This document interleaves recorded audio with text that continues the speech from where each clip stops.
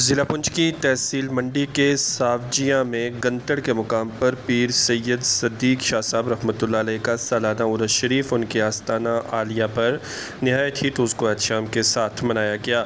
اس 2 روزہ عرس شریف میں علماء کرام کے ساتھ ساتھ کئی سیاسی، سماجی، مذہبی شخصیات نے بھی شمولیت کی۔ زیارت انتظامیہ کی جانب سے سبھی شرکائے عرس کے لیے معقول بندوبست اور انتظامات کیے گئے تھے۔ 2 روزہ اس عرس شریف کے موقع پر کئی محافل کا اہتمام کیا گیا، جن میں ذکر و اذکار، کلمات طیبات، درود و اذکار کے ساتھ ساتھ دعائیہ مجالس کا اہتمام کیا گیا۔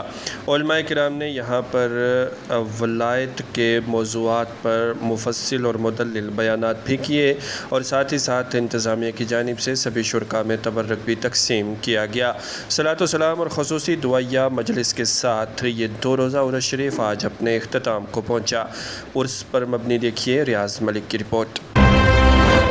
ہر سال کی طرح اس سال بھی ولی کامل، پیر طریقت، رہبر شریعت، قلندر زماں حضرت سید پیر صدیق شاہ رحمت رضوان کا سالانہ عرس مبارک علاقہ ساوجیاں، تحصیل منڈی، ضلع پونچھ، گاؤں گنتڑ کے اندر بڑی عقیدت و احترام کے ساتھ منایا گیا۔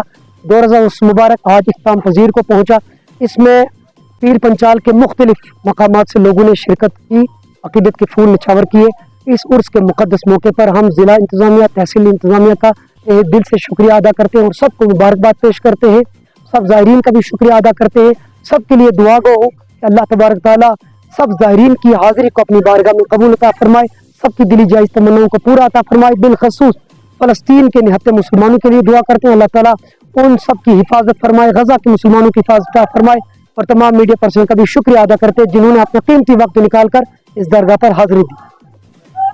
جی یہ کشمیر سے آئے ہیں یہاں پر دین کی خدمت کے لیے، اس علاقہ گنتڑ کے اندر آباد ہوئے، آگے ان کی نسل جو ہے الحمدللہ آباد ہے۔ یہ دین کی خدمت کے لیے آئے ہیں، انہوں نے دین یہاں پر آ کے پھیلایا، اور ان کا ہر سال جو ہے 4-5 جولائی کو عرس یہاں پر منایا جاتا ہے، جس میں کثیر تعداد میں لوگ شرکت کرتے ہیں۔ اللہ تعالیٰ قرآن کریم میں ارشاد فرماتا ہے کہ بے شک اولیاء اللہ، ان کو کسی چیز کا کوئی خوف نہیں اور کوئی غم نہیں۔ دوسری جگہ فرمایا کہ ولی وہ ہے جو تقوی اختیار کرتا ہے، یعنی دنیا میں آیا، متقی بن گیا، پرہیزگار بن گیا، اللہ تعالیٰ کا قرب حاصل کر لیا، معرفت حاصل کر لی، وہ خدا کا دوست ہے اور وہی حقیقی معنی میں ولی ہے۔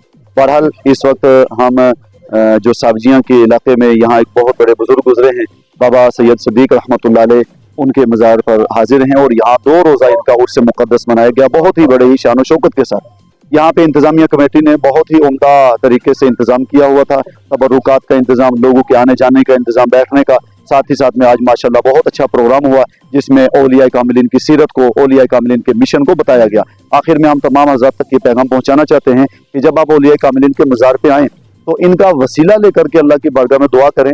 دینے والی ذات فقط خدا کی ذات ہے، خدا سے مانگیں اور ان کو وسیلہ بنائیں۔ جب ان کے وسیلے سے ہم دعا کریں گے اللہ تعالیٰ ہماری دعاؤں کو قبول فرمائے گا۔ ساتھ ہی ساتھ میں ان کا مشن نفرت سے بچیں، بغض سے بچیں، اناد سے بچیں، تعصب سے بچیں، اور ایسی جو موذی اور مہلک جن چیزوں سے معاشرے کے اندر فساد پیدا ہو ان ساری چیزوں سے بچ کر کے محبت کا درس دیں، پیار کا درس دیں، اولیاء کاملین کے ساتھ ان کے مشن کے ساتھ جڑیں۔